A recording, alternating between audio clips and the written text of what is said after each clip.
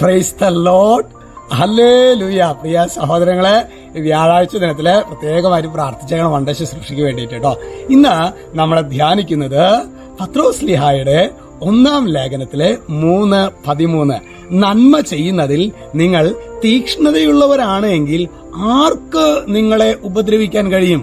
അതായത് പ്രിയ സഹോദരൻ, ശരിക്കും നന്മ പ്രവർത്തിക്കുന്ന ഒരു ജ്വലനുള്ള വ്യക്തിയാണെങ്കിൽ അത് മറ്റുള്ളവരെ കാണിക്കാൻ വേണ്ടിയല്ല, എന്റെ കർത്താവ് എനിക്ക് റിവാർഡ് ചെയ്യും, അങ്ങനെ ഒരു എരിവോടുകൂടി ശുശ്രൂഷ ചെയ്യുന്നവർ, നന്മ, അതായത് ഒരു കൃപയുടെ പ്രവൃത്തി ചെയ്യാൻ ആഗ്രഹിക്കുന്ന ഒരു വ്യക്തിയാണെങ്കിൽ അവനെ തടയാൻ ആർക്ക് സാധിക്കും? പ്രിയ സഹോദരങ്ങളെ, ചിലപ്പോഴെങ്കിലും നമ്മൾ നിരുത്സാഹരാകുന്നത് എങ്ങനെയാണെന്ന് അറിയാവോ?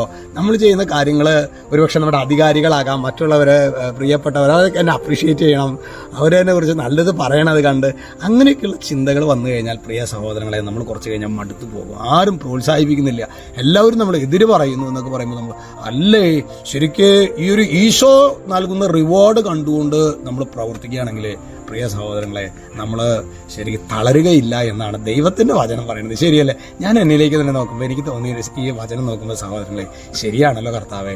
അതായത് കർത്താവിനെ മാത്രം കണ്ട് നമ്മൾ കൃപയുടെ ശുശ്രൂഷ ചെയ്യുമ്പോൾ പ്രിയ സഹോദരങ്ങളെ തളരുകയില്ല. ഭയപ്പെടില്ല, ഞാൻ ഭയപ്പെടില്ല, ഒരു നാൾ സംഭ്രമിക്കില്ല നിങ്ങൾ പാടാറുണ്ടല്ലോ അല്ലെ?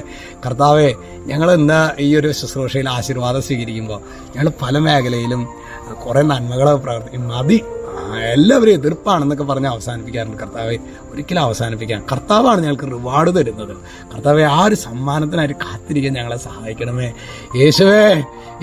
ഈ ആശീർവാദം കേൾക്കുന്ന, പ്രത്യേകിച്ച് മനസ്സൊക്കെ മരവിച്ച അവസ്ഥയിലിരിക്കുന്ന ഓരോ മകനെയും മകളെയും ഈ ആശീർവാദ വേളയിൽ അങ്ങ് ഉയർത്തണമേ യേശുക്രിസ്തുവിന്റെ നാമത്തിൽ, ഇപ്പോഴും എപ്പോഴും എന്നേക്കും.